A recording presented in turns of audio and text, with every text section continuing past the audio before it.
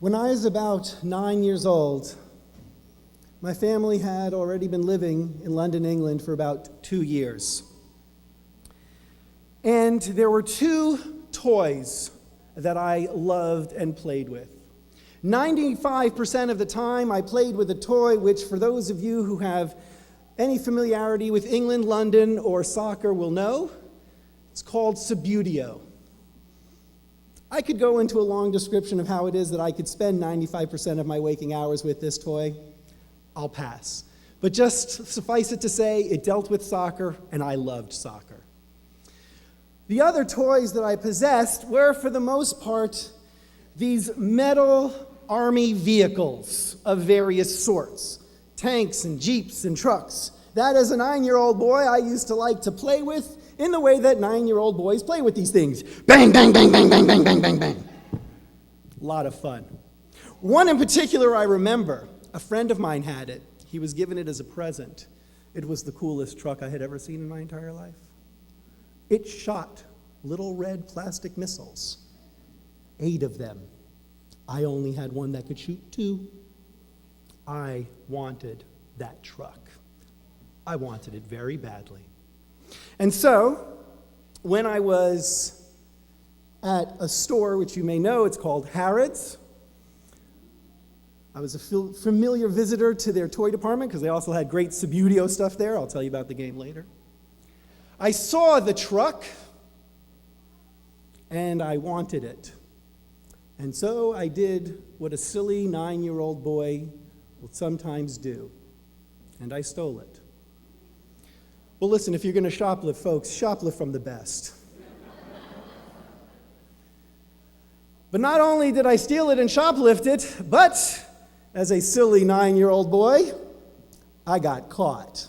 I didn't even make it to the elevator, by the way, before a shop steward came along and told me that he saw what I had done and that I had better put that toy back.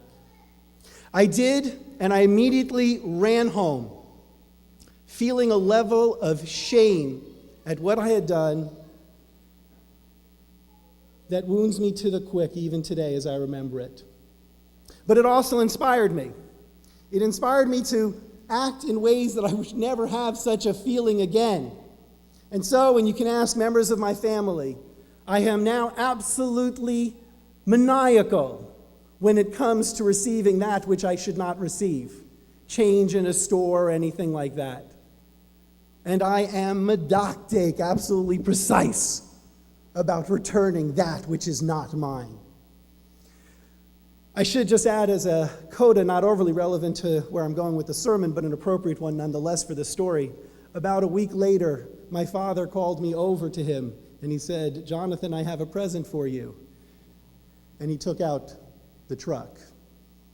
Which just goes to show, who says God does not have a sense of humor? I think about my little childhood thievery. I think about it because from that point on, as I said, I had made a point of being scrupulously honest about things that were not my possession, about not falling into that trap of stealing again. And therefore, I was quite surprised that of all the labels that I would now give myself as an adult, I once again, after preparing for my words this morning, once again find myself labeling myself as a thief, as someone who steals. Let me explain why. In chapter 16 of the book of Genesis, in this week's Torah portion, Parshat Lech Lecha, we read about how Sarai, who will eventually become Sarah, how Sarai is unable to bear a child for Abraham. One can only imagine, given the context of the time, the context of the civilization that produced the Torah, how painful this must have been for a woman.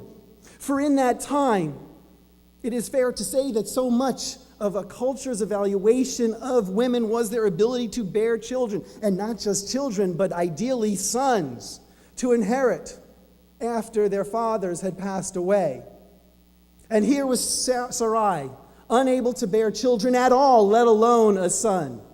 One can imagine the pain that she felt and the desperation that consumed her.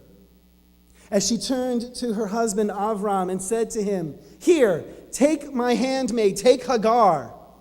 Maybe I can have a child through her."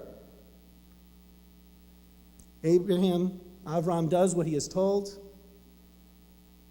He does have a child with Hagar. She does conceive.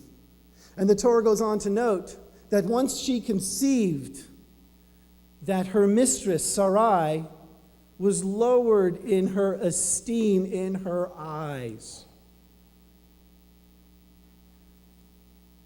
So here we have Sarai, already feeling tremendous pain because that way in which she could be evaluated as worthy has been denied her, giving her handmaid to her husband, having to share him with another woman, adding to her own pain.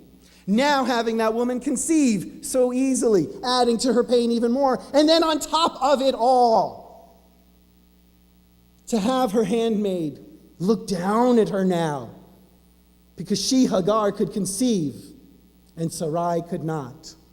Layer and layer upon pain and shame is loaded upon Sarai. And then she turns to Avram, and she says to him, "Chamosi alecha, my wrong is upon you." And we're forced to ask ourselves, how so? How is it that her wrong, her pain, is upon Avram? It was not Avram who created the culture that evaluated women in this way.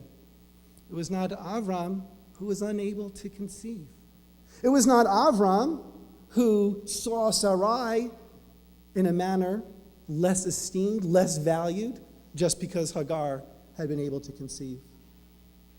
So what was his wrong to her? There are many different interpretations, many ways of understanding it. I share but the most compelling that I came across this week. Rabbinic tradition holds that among the different interpretations that we can give to the word Hamas, based upon the way they looked at it in last week's Torah portion, when we're told that the earth was filled with Hamas, and therefore it required its destruction, Rabbinic tradition holds that Hamas can be understood as stealing, that is the specific wrong that Sarai is referring to. And so now we ask ourselves, fine, it means stealing. In what way did Avram steal from Sarai? And the rabbis answer their own question. In the words of Sarai, she shares their thoughts. And she says to Avram, "You have stolen from me," because she looked down on me, she looked down at me, and you did nothing. And that is why you have wronged me. Because in the face of my own being disrespected, you said and did nothing. Chamosi alecha. My wrong, she says, is upon you.